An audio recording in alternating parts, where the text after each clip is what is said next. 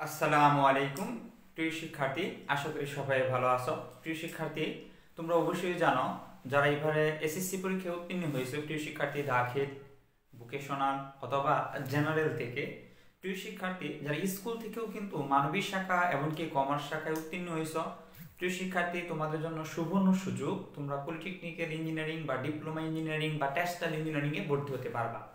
এই জন্য তোমাকে ফেব্রুয়ারি 4 তারিখ যে পরীক্ষা হবে প্রিয় শিক্ষার্থী, ওই পরীক্ষায় তোমাকে উত্তীর্ণ হতে হবে। প্রিয় শিক্ষার্থী, আমি আবারও বলতেছি, যারা নন সায়েন্স অর্থাৎ মানবিক শাখা অথবা কমার্স শাখা থেকে এইবার এসএসসি উত্তীর্ণ হয়েছ, প্রিয় শিক্ষার্থী তোমাদের জন্য সুবর্ণ সুযোগ। অর্থাৎ একটি পরীক্ষা দিয়ে ম্যাথ ও বিজ্ঞান অর্থাৎ গণিত ও পদার্থ, প্রিয় শিক্ষার্থী পরীক্ষা দিয়ে তোমরা ইনশাআল্লাহ পলিটেকনিক্যাল বা ডিপ্লোমা ইঞ্জিনিয়ারিং করতে পারো। প্রিয় শিক্ষার্থী, তোমরা অবশ্যই জানো ফেব্রুয়ারি 4 তারিখ তোমাদের কিন্তু 100 নম্বর এমসিকিউ পরীক্ষা হবে। সেই ধারাবাহিকতায় প্রিয় শিক্ষার্থী প্যাথোলজিক্যাল একটি রেমিডিয়াল কোর্স অর্থাৎ নন সায়েন্স তাদের জন্য একটা প্রাইভেট বেচ প্রিয় শিক্ষার্থী চালু করা হয়েছে। স্ক্রিনে দেখানো নাম্বারে অথবা প্রিয় শিক্ষার্থী আমাদের যে নাম্বারটা 01723474442 এই নাম্বারে প্রিয় শিক্ষার্থী যোগাযোগ করে ভর্তি সংক্রান্ত যে কোনো তথ্য তোমরা জানতে পারো। প্রিয় শিক্ষার্থী, তোমাদের এককালীন ভর্তি ফি হচ্ছে 1020 টাকা। এইখানে প্রিয় শিক্ষার্থী যে সুযোগ সুবিধাটা পাবা তা হচ্ছে প্রিয় শিক্ষার্থী lecture sheet, live class, anything problem বা যে কোনো সমস্যা, এবং তোমাদের একটা সুপার সাজেশন সরবরাহ করা হবে। প্রিয় শিক্ষার্থী, তোমাদের যে টপিক বোর্ড থেকে যে টপিকটা দেওয়া হয়েছে ওই টপিকের ভিত্তি করে আমরা কিন্তু প্রতিদিন ক্লাস নিচ্ছি প্রিয় শিক্ষার্থী, এবং লেকচার শিট এবং কিভাবে তোমাদের এমসিকিউ প্রশ্ন আসবে সেটাও কিন্তু আমরা সলিউশন করে দিচ্ছি। প্রিয় শিক্ষার্থী, যারা এখনো ভর্তি হও নাই, অতি দ্রুত প্রিয় শিক্ষার্থী আমাদের এই কোর্সে ভর্তি হয়ে যাও এবং তোমার স্বপ্ন ডিপ্লোমা ইঞ্জিনিয়ারিং বা পলিটেকনিক ইঞ্জিনিয়ারিং স্বপ্নটা কি করো, পূরণ করে ফেলো। প্রিয় শিক্ষার্থী, সেই কোর্সের ধারাবাহিকতায় আজকের ক্লাস হচ্ছে আমাদের পদার্থবিজ্ঞানের কাজ, ক্ষমতা, শক্তি এবং প্রিয় শিক্ষার্থী উচ্চতর গণিত বা ম্যাথ বা গণিতের হচ্ছে ফাংশন ক্লাসটা প্রিয় শিক্ষার্থী আমরা দুটোটাই করব। আগে হচ্ছে আমরা দেখি কাজ, ক্ষমতা, শক্তি। কাজ, ক্ষমতা ও শক্তি। প্রিয় শিক্ষার্থী, এই যে অধ্যায়টা আছে কাজ, ক্ষমতা, শক্তি, এটা থেকে কি কি এমসিকিউ আসতে পারে সেটা নিয়ে আমরা একটা বেসিক আলোচনা করব। চতুর্থ অধ্যায় পদার্থবিজ্ঞানের প্রিয় শিক্ষার্থী যারা নবম দশম শ্রেণীতে মানবিক শাখা বা কমার্স শাখা তারা তোমাদের সায়েন্স থেকে বইটি কালেক্ট করতে পারো, অথবা আজকের ক্লাসটি যদি তোমরা সুন্দর মনোযোগ সহকারে দেখতে পারো বা দেখো তাহলে তোমাদের বেসিক ক্লিয়ার হয়ে যাবে। কাজ, ক্ষমতা, শক্তি। প্রিয় শিক্ষার্থী, এই যে কাজ, ক্ষমতা, শক্তিটা একটু লক্ষ্য করো। আমি যে তোমাদের সাথে কথা বলতেছি অথবা তোমাদেরকে পড়াচ্ছি, এটা একটা এক ধরনের কি কাজ।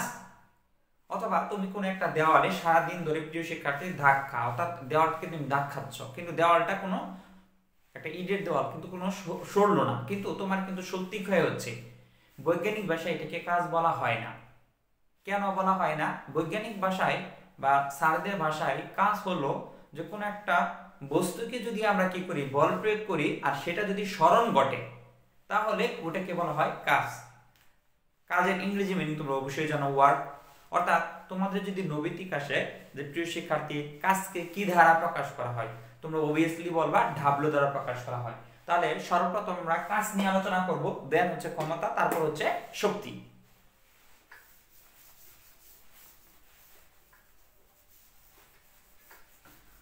তাহলে প্রিয় শিক্ষার্থী আমাদের হচ্ছে কাজ নিয়ে যদি আমরা আলোচনা করি, একটু লক্ষ্য করো যে কাজ কি কি এমসিকিউ আসতে পারে। তোমাদের কাজকে কি দ্বারা প্রকাশ করা হয় এটা আমাদের জানতে হবে। প্রিয় শিক্ষার্থী, এটা হচ্ছে ডাব্লু দ্বারা প্রকাশ করা হয়। কাজকে ডাব্লু দ্বারা কি করা হয়, প্রকাশ করা হয়। আর কাজের সংজ্ঞাটা কি? বল ও সরণের গুণফলকে কাজ বলে। বল ও সরণের গুণফল, সরণের গুণফল,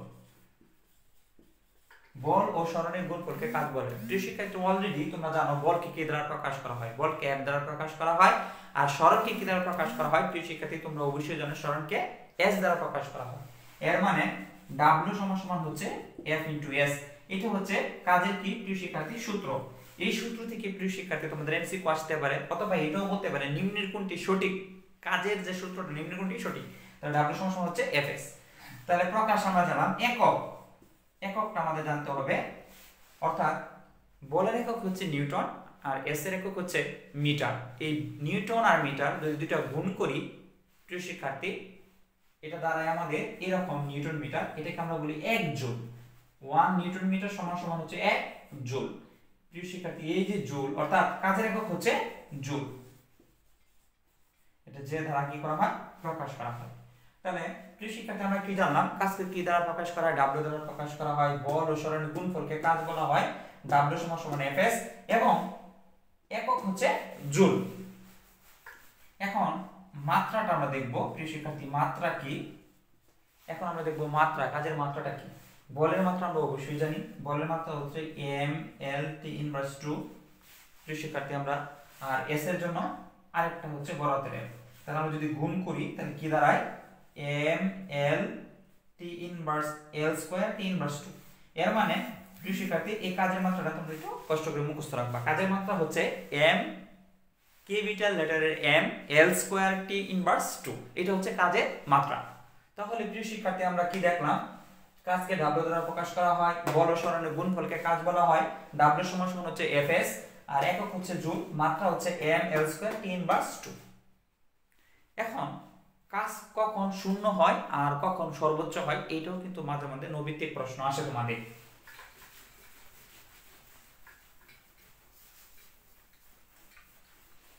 প্রিয় শিক্ষার্থী, কাজ সর্বোচ্চ হয় কখন, কখন সর্বোচ্চ হয়, কখন প্রিয় শিক্ষার্থী সর্বনিম্ন হয়।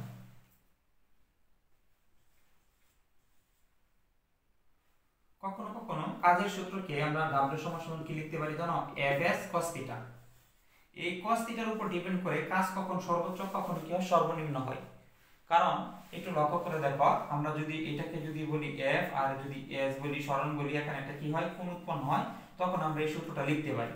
অর্থাৎ প্রিয় শিক্ষার্থী, cos থিটা হচ্ছে আমাদের আনুভূমিক অংশ আর উলম্ব অংশ হচ্ছে sin থিটা। প্রিয় শিক্ষার্থী, এত আমরা না জেনে মোটামুটি নৈবিত্তিকের জন্য আমরা বলতে জানতে পারি যে কখন কাজ কি হয় সর্বোচ্চ কখন সর্বনিম্ন হয়। দেখো cos থিটার মান তোমরা ত্রিকোণমিতিতে পড়ে আসছো প্রিয় শিক্ষার্থী, যেমন আছে cos 0 ডিগ্রি মান কিন্তু 1, আর cos 90 ডিগ্রি মান হচ্ছে প্রিয় শিক্ষার্থী 0। প্রিয় শিক্ষার্থী, তোমরা মনে রাখবা যে কোণের মান যদি কি হয়, মানে থিটার মান যদি 0 ডিগ্রি হয়, তখন কাজ হয় সর্বোচ্চ ডাব্লিউ ম্যাক্স। অর্থাৎ cos থিটার মান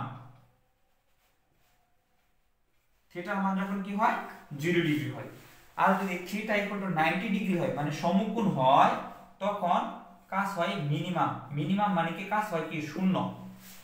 প্রিয় শিক্ষার্থী, তার তোমরা অবশ্যই মনে রাখবা যে সমকোণ যদি হয় প্রিয় শিক্ষার্থী, বল আর সরণের যে কোণ থিটা তাদের মধ্যবর্তী যে কোণটা যদি সমকোণ হয়, তখন কাজের পরিমাণটা কি হয়ে যায় শূন্য হয়ে যায়। আর যদি কোণের মান 0 ডিগ্রি হয়, তখন সর্বোচ্চ কাজ পাওয়া যায়। এই টপিকটা একটু মনে রাখতে হবে। আর প্রিয় শিক্ষার্থী, কাজ মূলত আসলে দুই প্রকার, একটা ধনাত্মক কাজ, একটা হচ্ছে ঋণাত্মক কাজ। আমি আবারও বলতেছি, কাজ মূলত আসলে দুই প্রকার, একটা হচ্ছে ধনাত্মক কাজ, একটা হচ্ছে ঋণাত্মক। ধনাত্মক কাজ কখন, অভিকর্ষ বলের দিকে যখন কাজ করে, অথবা তুমি কোন একটা বস্তুকে বল প্রয়োগ করলা, বলের দিকে যদি সরণ ঘটে, ওটাকে বলা হয় ধনাত্মক কাজ। ধরো আমি একটি মার্বেলকে আঘাত করলাম, আমি যে দিকে আঘাত করলাম মার্বেল ওই দিকেই গেল, তখন ওইটাকে আমরা বলবো ধনাত্মক কাজ। আর বলের বিপরীত দিকে যদি ঘটে, ওইটাকে বলা হয় ঋণাত্মক কাজ বা অভিকর্ষ বলের বিরুদ্ধে। প্রিয় শিক্ষার্থী, তাহলে আমাদের কাজ যে ওদের যে কাজের বেসিকটা আমাদের ক্লিয়ার, কি দ্বারা প্রকাশ করা হয়, একক কি, মাত্রা কি, আর হচ্ছে সূত্রটা মুখস্থ রাখতে হবে। বল ও সরণের গুণফলকে কাজ বলা হয় ডাব্লিউ সমান এফএস। এটা কিন্তু আমাদের ম্যাথ আসতে পারে, এমসিকিউ আসতে পারে। তোমাদের কিন্তু একদম ইজি এমসিকিউ আসবে প্রিয় শিক্ষার্থী। ফেব্রুয়ারি 4 তারিখ তোমাদের কিন্তু 50টা এমসিকিউ আসবে আমাদের এই ফিজিক্স অর্থাৎ পদার্থবিজ্ঞান। তাহলে কিভাবে তোমাদের নৈবিত্তিকটা আসতে পারে, একটা আমাদের এমসিকিউ যদি এরকম ভাবে আসে প্রিয় শিক্ষার্থী, যে কোন বস্তুকে 10 নিউটন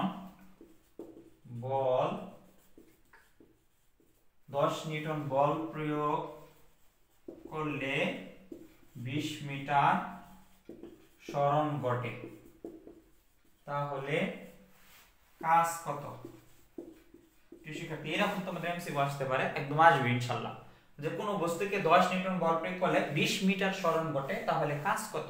তাহলে এর মানে আমরা কি দেখতে পাচ্ছি? 10 নিউটন বল, এর মানে হচ্ছে F এর মান কত? 10 নিউটন, আর হলো 20 মিটার সরণ, এর মানে কি প্রিয় শিক্ষার্থী? এই S এর মান। তাহলে আমরা লিখতে পারি এখানে F ইকুয়াল টু আছে আমাদের কত? 10 নিউটন, আর S ইকুয়াল টু আছে আমাদের এখানে 20 মিটার। এর মানে W সমান সমান আমাদের কত হবে? F into S। এর মানে আমরা সূত্র ফলাই, F এর মান আমরা জানি 10 আর S এর মান জানি 20, দুইটা গুণ করলে হবে 200 যোগ। এর মানে এটি হচ্ছে আমাদের এমসিকিউ এর আনসার। এর মানে আমাদের এখানে কাজ কত?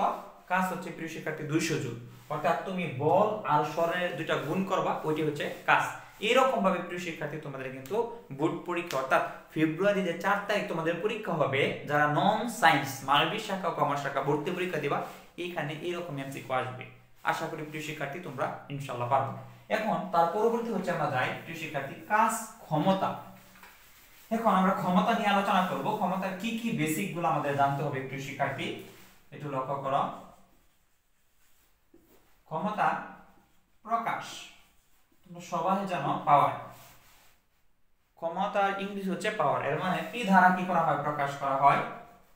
আর ক্ষমতা কাকে বলে? কাজ করার হারকে বলা হয় ক্ষমতা। কাজ করার হারকে, হারকে মানে সবসময় টি দ্বারা ভাগ করতে হয়। যদি বলা হয় কাজ করার হারকে, এর মানে পি সমান সমান হচ্ছে W/T। এটি হচ্ছে আমাদের সূত্র ক্ষমতা, কাজ করার যে হার। কারণ সব মানুষ ক্ষমতা, কিন্তু সব মানুষের ক্ষমতা এক থাকে না।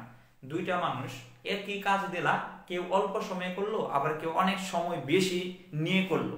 যে অল্প সময় করলো তার ক্ষমতা বেশি।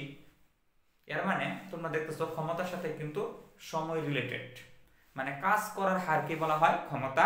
ক্ষমতাকে পি দ্বারা প্রকাশ করা হয়, আর সূত্র হচ্ছে পি সমান সমান W/T। এককটা আমরা দেখব প্রিয় শিক্ষার্থী, একক কি? ক্ষমতার একক হচ্ছে ওয়াট, মনে রাখবা ওয়াট। ক্ষমতার একক হচ্ছে ওয়াট। প্রিয় শিক্ষার্থী তাহলে মাত্রাটা কি আমরা একটু লক্ষ্য করি।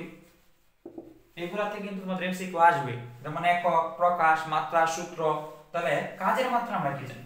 কাজের মাত্রা আমরা জানি ml² T/2। কতক্ষণ আগে আমরা শিখে আসলাম ml² T/2। টির মাত্রা হচ্ছে বড় হাতে টি। তাহলে আমরা কি লিখতে পারি? তাহলে আমাদের মাত্রা হলো ml² T/3। Very very important প্রিয় শিক্ষার্থী। কাজের ক্ষমতার মাত্রাটা, ক্ষমতার মাত্রা তোমাদের জন্য খুবই গুরুত্বপূর্ণ। ক্ষমতার মাত্রা হচ্ছে ml² T/3। তাহলে আমরা ক্ষমতাকে টি দ্বারা প্রকাশ করা হয়, টি সমান সমান W/T। এটাও আমরা জানি, এককটাও জানি ওয়াট, W/T ওয়াট, মাত্রাটাও আমরা জানি। প্রিয় শিক্ষার্থী এই ক্ষমতা দ্বারা যদি তোমাদের কি আসে প্রিয় শিক্ষার্থী, আরেকটা হচ্ছে তোমরা জানো প্রাচীন কালে কিন্তু এটাকে কি হর্স পাওয়ার ক্ষমতা বলতো, প্রাচীন কালের একক। তাহলে আমরা আরেকটা জিনিস আমরা তথ্যটা একটু মনে রাখি, 1 HP মানে 1 হর্স পাওয়ার সমান সমান 746 ওয়াট। এই প্রশ্নটা অনেক আসে যে 1 HP মানে হর্স পাওয়ার সমান সমান কত ওয়াট? 746 ওয়াট। আর তুমি যদি সূত্রটা জানো প্রিয় শিক্ষার্থী, P সমান সমান W/T, তাহলে তুমি যে কোনো এমসিকিউ সলভ করতে পারবা, এবং তোমাদের যে ইজি এমসিকিউ গুলো আসবে ইনশাআল্লাহ ওগুলো তুমি সলভ করতে পারবা। তুমি খালি প্রশ্নতে দেখবা যে কোথায় কাজ আছে আর কত সময় আছে। চলো আমরা একটা এমসিকিউ করে ফেলি। প্রিয় শিক্ষার্থী কেমন প্রশ্নটা আসতে পারে এরকম বা গাণিতিক সমস্যা দিয়ে।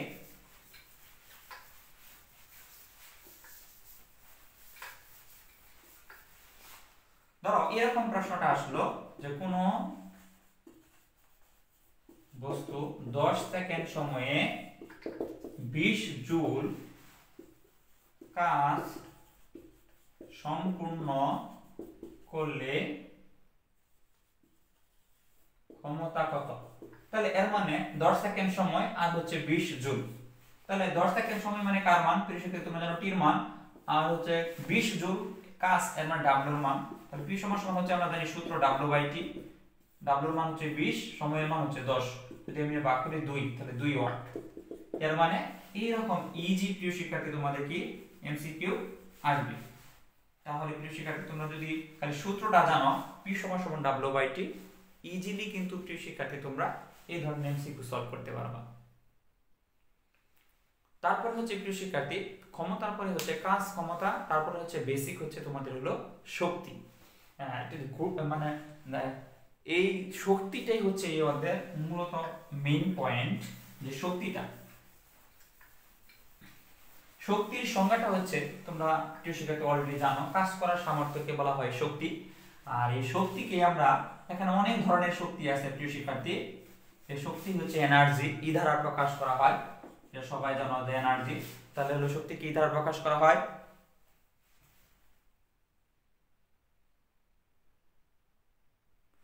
প্রিয় শিক্ষার্থী, তাহলে শক্তিকে কি দ্বারা প্রকাশ করা হয়? ই দ্বারা প্রকাশ করা হয়, এটা তোমরা অলরেডি অবভিয়াসলি জানো।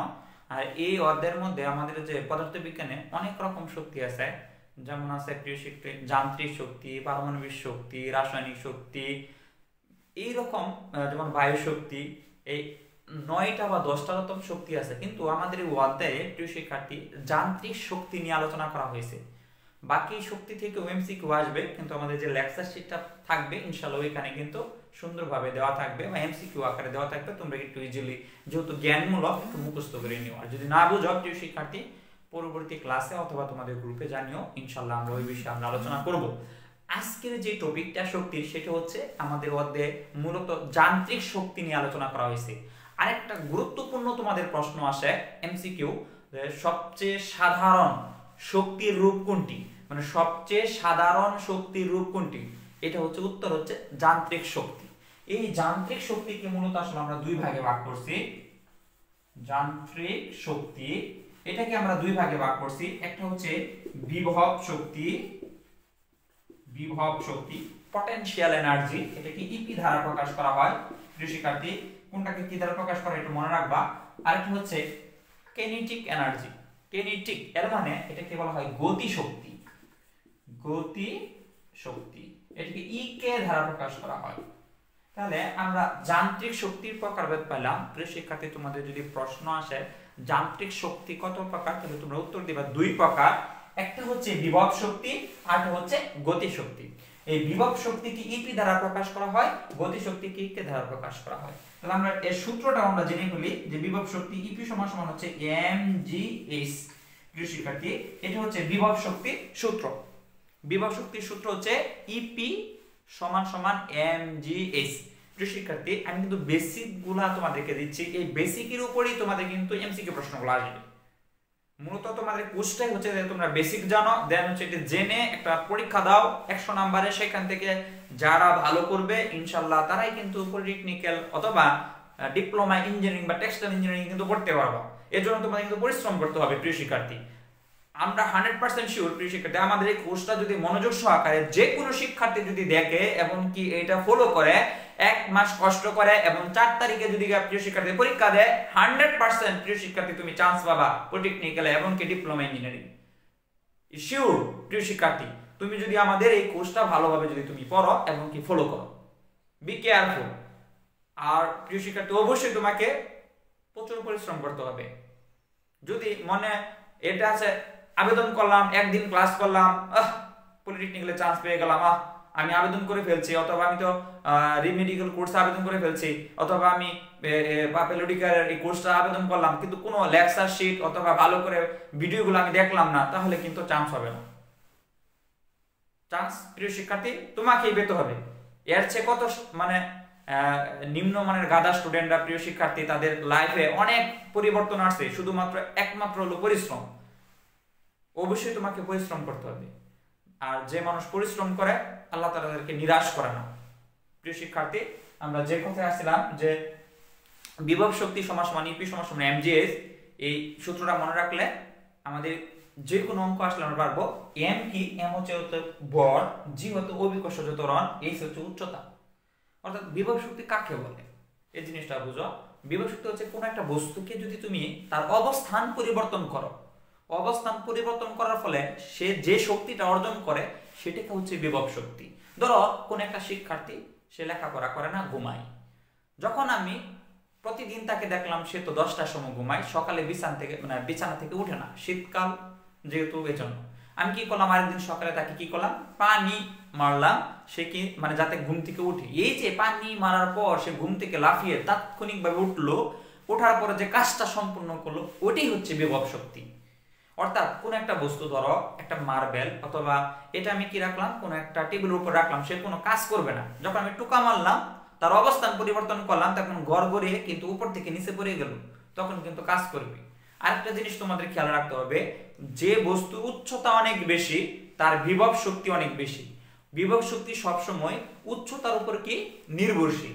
এই সূত্র থেকে আমরা লিখতে পারি ইপি সমান সমান, মানে ইপি ভেরিসেস এইচ, অর্থাৎ বিভব শক্তি পটেনশিয়াল এনার্জি সবসময় উচ্চতার উপর নির্ভরশীল। উচ্চতা যত বাড়বে বিভব শক্তি তত বাড়বে, উচ্চতা কম বিভব শক্তিও কম, অর্থাৎ উচ্চতা আর বিভব শক্তি সমানুপাতিক। বি কেয়ারফুল প্রিয় শিক্ষার্থী, অত্যন্ত সুন্দরভাবে মনোযোগ সহকারে প্রত্যেকটা কথা তোমরা কি করবা, ফলো করবা এবং কি ভালোভাবে করবা, ইনশাআল্লাহ তোমাদের চান্স নিশ্চিত। এখন তারপর হচ্ছে গতিশক্তি।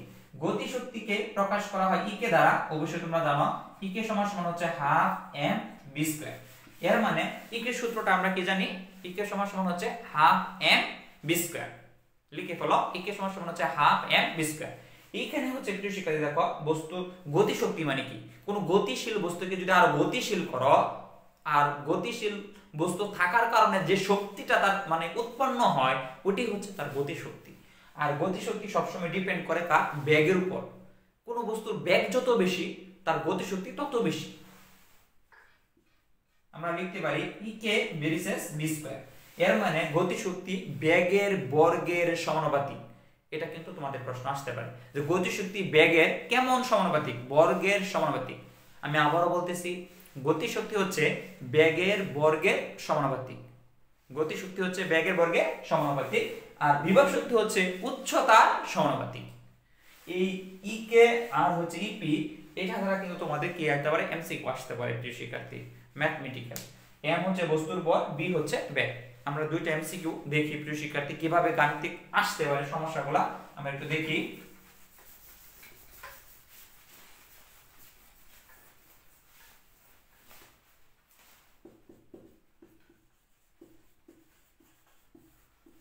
কোন বস্তুর ভর 20 কেজি, 20 কেজি ভরের 20 কেজি ভরের কোন বস্তুকে 30 মিটার উচ্চতায় উঠালে বিভব শক্তি কত। এর মানে আমরা দেখতেছি এখানে প্রিয় শিক্ষার্থী, এইটা হচ্ছে তোমাদের প্রশ্ন, যে 20 কেজির ভরে কোন বস্তুকে 30 মিটার উচ্চতায় উঠালে বিভব শক্তি কত। এর মানে কয় মিটার, 30 মিটার। 20 কেজি, এর মানে এম এর মান হচ্ছে প্রিয় শিক্ষার্থী 20 কেজি, আর উচ্চতা হচ্ছে এস দ্বারা প্রকাশ করা হয় 30 মিটার, এবং জির মান হচ্ছে প্রিয় শিক্ষার্থী 9.8। আর আমরা কি সূত্রটা জানি প্রিয় শিক্ষার্থী, ইপি সমান সমান বিভব শক্তির সূত্র জানি এম জি এস। এর মানে এম এর মান হচ্ছে কত, 20, আর হচ্ছে 30, আর হচ্ছে 9.8। এর মানে এই 20 * 30 * 9.8, এটা যদি তোমরা কি করো, ক্যালকুলেশন করো, যে রেজাল্টটা পাবে এটাই হচ্ছে বিভব শক্তি প্রিয় শিক্ষার্থী। তাহলে এইভাবে তোমাদের এমসিকিউ প্রশ্ন আসবে। আর যদি গতিশক্তি প্রশ্নটা আসে, গতিশক্তি কত কিভাবে আসবে আমরা সেটা একটু দেখি। তোমরা একটু ক্যালকুলেশনটা করে ফেলো, এটা রেজাল্টটা কত প্রিয় শিক্ষার্থী কমেন্ট করে জানাও।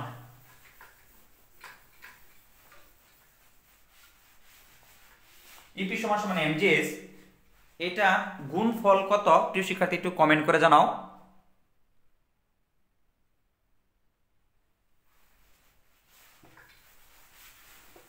তার পরবর্তী হচ্ছে প্রিয় শিক্ষার্থী আমরা একটু লক্ষ্য করে দেখি গতিশক্তি।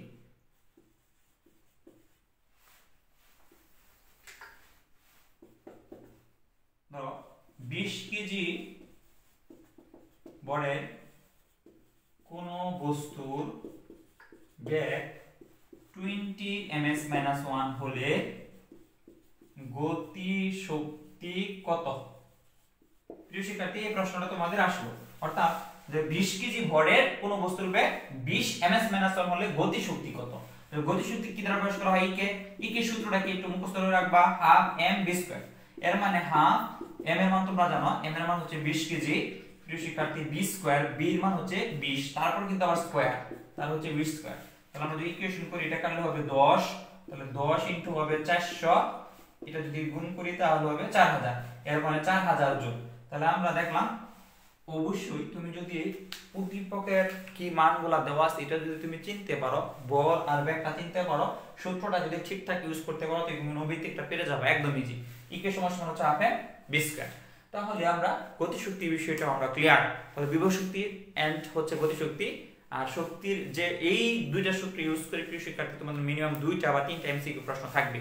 তার পরবর্তী হচ্ছে তাহলে আমাদের কাজ, ক্ষমতা, শক্তি ওদের যে মূল বেসিকটা এটা হচ্ছে শেষ। তারপর একটা জিনিস আছে হচ্ছে কর্মদক্ষতা। কর্মদক্ষতা এই অধ্যায়ের মধ্যে গুরুত্বপূর্ণ জিনিস হচ্ছে কর্মদক্ষতা। এই কর্মদক্ষতাকে কি দ্বারা প্রকাশ করা হয়?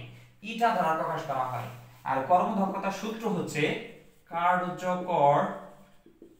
কার্যকর শক্তি বাই প্রদত্ত শক্তি ইনটু হচ্ছে 100%। অর্থাৎ তুই শিক্ষার্থী কোন একটা যন্ত্র তুমি ইউজ করলা, অথবা তুমি একটা লাইট আনলা 100 ওয়াটে, কিন্তু সে 100 ওয়াট আলো দিতে পারে না, সে আলো দিতে পারে 80 ওয়াটে, মানে 80 ওয়াট পর্যন্তই। অথবা কোন একটা মানুষকে বললা যে তোমাকে 100 জুল কাজ করতে হবে, কিন্তু সে 100 জুল বললো যে কাজ করতে পারবে, দেন তাদেরকে আনলা, কিন্তু সে 100 জুল কাজ করতে পারলো না, সে কাজ করলো মাত্র 80 জুল। তাহলে 80 জুল হচ্ছে কার্যকর শক্তি, আর 100 জুল সে বলতে যে পারছিল সেটা হচ্ছে প্রদত্ত শক্তি। এই দুইটার অনুপাতকে বলা হয় কর্মদক্ষতা। কার্যকর শক্তি আর প্রদত্ত শক্তির অনুপাত হচ্ছে কর্মদক্ষতা। সবচেয়ে গুরুত্বপূর্ণ এমসিকিউ এটা আসে যে কর্মদক্ষতার কোনো একক আছে কিনা, এটা কিন্তু ভেরি ভেরি ইম্পর্টেন্ট মানে এমসিকিউ। এর মানে কর্মদক্ষতার কোনো একক নাই, মনে রাখবা কর্মদক্ষতার একক নাই। কেন নাই? সমজাতীয় কোনো রাশির অনুপাতের কোনো একক থাকে না। কার্যকর শক্তি এটার একক জুল, আর হচ্ছে প্রদত্ত শক্তি এটার একক জুল। তাহলে জুল জুল মানে কি মানে কেটে যায়, এর জন্য কোনো একক থাকে না। তাহলে কর্মদক্ষতার কোনো কি নাই, একক নাই। Clear my student? এই ছিল কাজ, ক্ষমতা, শক্তি তোমাদের বেসিক। প্রিয় শিক্ষার্থী আরেকটা জিনিস হচ্ছে তোমাদের আমরা পড়াবো আজকে উচ্চতর গণিতের যে ফাংশন জিনিসটা আমরা বেসিক একটু ক্লিয়ার করেছিলাম। দেন তারপর হচ্ছে আমরা এখানে ডোমেন এই বিষয়টা দেখবো, আর ডোমেনের মান।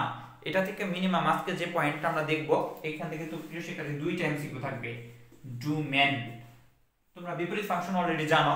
ডোমেন বিষয়ে আমরা একটা সেট, যেমন আছে একটা সেট আমরা এটাও জানি 1 2, প্রিয় শিক্ষার্থী 2 3, তারপর হচ্ছে 2 4, তারপর হচ্ছে 3 7। এটা একটা সেট। এই সেট থেকে যদি আমাদেরকে বলা হয় ডোমেন কত, তাহলে অলরেডি তোমরা অবশ্যই জানো যে প্রথম উপাদানের সেটকে বলা হয় ডোমেন। তাহলে প্রথম উপাদান কি আছে? এখানে 1 আছে, ইন আছে 2, ইন 2, ইন আছে 3। তাহলে আমরা একাধিকবার যদি আসে সেটাকে আমরা একটা বার লিখবো। তাহলে 1, তারপর হচ্ছে 2, 2 কিন্তু দুইবার, কিন্তু লিখবো একবার, তারপর হচ্ছে 3। এর মানে ডোমেন। তারপর রেঞ্জ, এটাও আমরা কিন্তু বের করতে পারি। প্রতিচ্ছবি যেটা এখানে দেখো রেঞ্জ ইন আছে 2, ইন আছে 3, ইন আছে 4, ইন আছে 7। তাহলে 2 3 4 7 রেঞ্জ হচ্ছে দ্বিতীয় উপাদান। তাহলে হচ্ছে 2 3 4 7, এটা হচ্ছে রেঞ্জ। তাহলে এইরকম যদি সেট থেকে যদি ডোমেন আসে বা রেঞ্জ আসে তাহলে ইনশাআল্লাহ আমরা পারবো এমসিকিউতে। কিন্তু একটা ফাংশন থেকে যদি আমাদের রেঞ্জ ডোমেন আসে তাহলে কি করব? ধরো এটা একটা বললো যে 2x + 7y = 10। এই সমীকরণের ডোমেন কত? উত্তর যদি আসে, প্রিয় শিক্ষার্থী যদি এরকম সমীকরণ থেকে যদি আসে যে ডোমেন কত, এটা একটা সমীকরণ। এই সমীকরণকে আমরা আসলে এই ফরম্যাটে নিতে পারি y = mx + c। অর্থাৎ যে সমীকরণকে আমরা মানে সরলরৈখিক, এটা একটা সরলরৈখিক সমীকরণ, যে সমীকরণকে y = mx + c তে নিতে পারি, ওই সমীকরণের সবসময় ডোমেন হবে, মনে রাখবা প্রিয় শিক্ষার্থী, ডোমেন হবে বড় হাতের R। এটাকে বলা হয়, প্রিয় শিক্ষার্থী তোমরা ম্যাথমেটিক্যালি পড়ে আসছো সাধারণ গণিতে, বাস্তব সংখ্যা। অর্থাৎ এইখানে x এর মান যে কোনোটা বসাইলে আমরা y এর মান পাইবো। x এর যে কোনো মানের জন্য আমরা প্রতিচ্ছবি পাবো। এটি হচ্ছে আমাদের ডোমেন। তাহলে এরকম যদি সরল আকৃতির, ধরো কথার কথা তোমাদেরকে যদি বলা হয় 3x তারপর হচ্ছে 10y = হচ্ছে 7, এই যে একটা সমীকরণ, এইখানেও এটার ডোমেন হচ্ছে R, কারণ এটা একটা সরল আকৃতির সমীকরণ যাকে আমরা y = mx + c আকারে নিতে পারি। আর y = mx + c আকারে নিতে পারি ওই ধরনের সমীকরণের ডোমেন সবসময় কি হয়? R হয়। সবসময় কি হয়? R হয়। তাহলে এই রকম যদি কোনো সমীকরণ আসে ওই ক্ষেত্রে যদি বলা হয় ডোমেন কত, তাহলে হচ্ছে R। প্রিয় শিক্ষার্থী একদম সহজভাবে 3 3x + 10y 2x + 7 ভিন্ন ভিন্ন মান আসুক সমস্যা নাই, সেই জন্য কি ডোমেন কি হবে আর। এটা হচ্ছে 1 নাম্বার। 2 নাম্বার ডোমেন সমীকরণ দেখো এরকম যদি সমীকরণ থাকে, কথার কথা যদি এরকম সমীকরণ থাকে প্রিয় শিক্ষার্থী, যদি বলা হয় যে 2x - 1 বা +1 2x - 1, এই যে একটা ফাংশনের প্রিয় শিক্ষার্থী এটা একটা ভগ্নাংশ, এই ফাংশনের অথবা এই সমীকরণের প্রিয় শিক্ষার্থী আমাদের কি বের করতে হবে, ডোমেন বের করতে হবে। অর্থাৎ ভগ্নাংশ আকৃতি যদি থাকে, ভগ্নাংশ আকৃতির, তাহলে ভগ্নাংশ আকৃতির ডোমেন হইব সব সময় প্রিয় শিক্ষার্থী মনে রাখবা হর not equal to 0। Very very important, এটা তোমাদের মেইন পরীক্ষায় আসবে একদম 100% শিওর। যদি কোনো একটা ফাংশনের যদি ডোমেন বের করতে হয়, ওই ডোমেন ফাংশনটা যদি ভগ্নাংশ হয়, ভগ্নাংশ তোমরা অবশ্যই জানো লব আর হর থাকবে, তাহলে ওই ভগ্নাংশ ফাংশনটি কি হবে, মানে ডোমেনটা হবে হর নট ইকুয়াল টু 0। অর্থাৎ এখানে আমাদের লক্ষ্য করে এই যে একটা ভগ্নাংশ, এটার মধ্যে আমাদের হর কত, তাহলে হর আছে আমাদের 2x - 1, তাহলে এটা হবে 2x - 1 নট ইকুয়াল টু 0। তাহলে আমরা সমাধান করো 2x = 1 আর হচ্ছে x not equal to half. তাহলে এটা হচ্ছে আমাদের x not equal to half, মানে x এর মানে এখানে হাফ বসানো যাবে না, এর মানে ডোমেনটা হবে আমাদের এখানে ডোমেন হবে মাইনাস হাফ।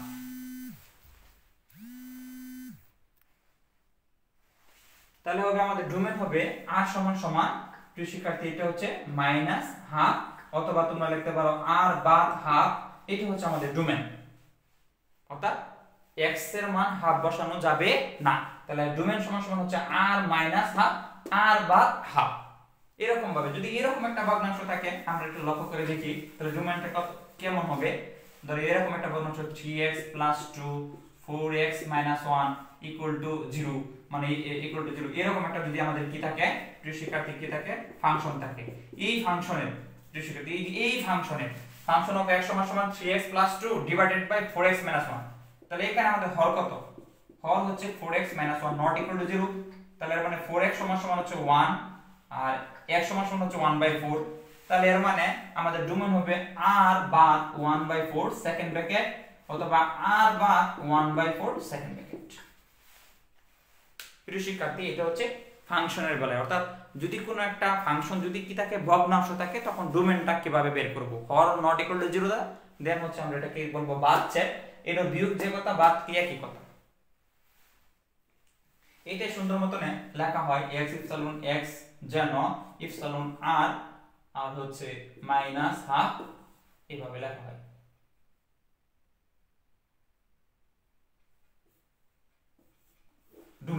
ডোমেনের ক্ষেত্রে x এর মান r হবে, কিন্তু r হলেও আমাদের হাফ বসাতে পারবো না, r বাদে মানে হাফ বাদে যে কোনো r এর মান, r হচ্ছে 1 2 3 4 5 6 আমরা এখানে বসাতে পারবো, এতে করে আমরা ফাংশনের মান পাবো।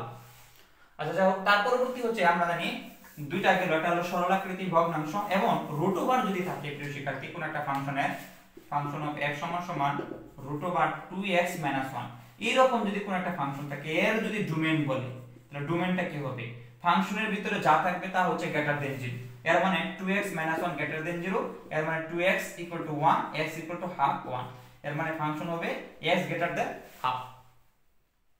তাহলে প্রিয় শিক্ষার্থী আমরা তিনটা জিনিস দেখলাম, একটা হচ্ছে এক ক্ষেত্রে শুধুমাত্র সরল আকৃতি থাকে তাহলে শুধুমাত্র r হবে বাস্তব সংখ্যা, আর যদি প্রিয় শিক্ষার্থী ভগ্নাংশ আকৃতি থাকে ফাংশন, তাহলে ওই ক্ষেত্রে হর নট ইকুয়াল টু 0 হবে, আর যদি রুট ওভার থাকে তখন রুট ওভারের ভিতরে যা থাকবে তা হবে গ্রেটার দেন 0। এই তিনটা ইনশাআল্লাহ তোমরা ভালোভাবে পড়বা, মনে রাখবা, ইনশাআল্লাহ আমাদের এমসিকিউজ এ সলভ করবা ওইখানে ইনশাআল্লাহ দেখবে তোমাদের ফেব্রুয়ারিতে এই তিনটা নিয়ম থেকে একটা ডোমেন থাকবে। আর ফাংশনের মান প্রিয় শিক্ষার্থী তোমরা অলরেডি পড়ছো, প্রিয় শিক্ষার্থী ফাংশনের মান কিভাবে একটা ফাংশন দেওয়া থাকবে, তখন বলবে ফাংশন অফ 1 এর মান কত, খালি বসাই দিলে হবে। তারপর আমি দেখিয়ে দিচ্ছি প্রিয় শিক্ষার্থী এরকম প্রশ্নগুলো আসবে, ফাংশন অফ x = হচ্ছে 2x + 1 হলে ফাংশন অফ 2 কত, তাহলে এর মানে এটা কি বলতেছে, এইখানে তুমি কি বসাবা, খালি 2 বসাবা, তাহলে 2 * 2 + 1, তাহলে ফাংশন অফ 2 যদি মান বার হয় তাহলে হচ্ছে এখানে 5, অথবা যদি বলে ফাংশন অফ 3 মান কত, তাহলে হবে 2 * 3 + 1, এর মানে 6 + 1 = হচ্ছে 7, এই 7 হচ্ছে आंसर, আর হচ্ছে 1 বসালে 2 বসালে হবে 5, এটা আমাদের आंसर।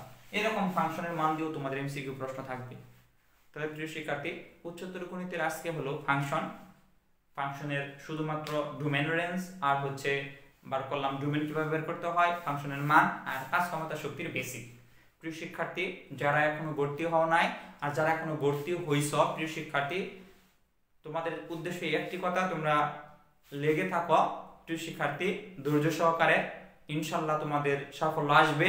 আর যারা প্রিয় শিক্ষার্থী ভর্তি হও নাই আমাদের এই কোর্সে, যারা মানবিক শাখা, কমার্স শাখা, প্রিয় শিক্ষার্থী তোমাদের জন্য সুবর্ণ সুযোগ। আবারও বলতেছি, পলিটেকনিক্যাল বা ডিপ্লোমা ইঞ্জিনিয়ারিং এ ভর্তি পরীক্ষা যদি উত্তীর্ণ হতে পারো তাহলে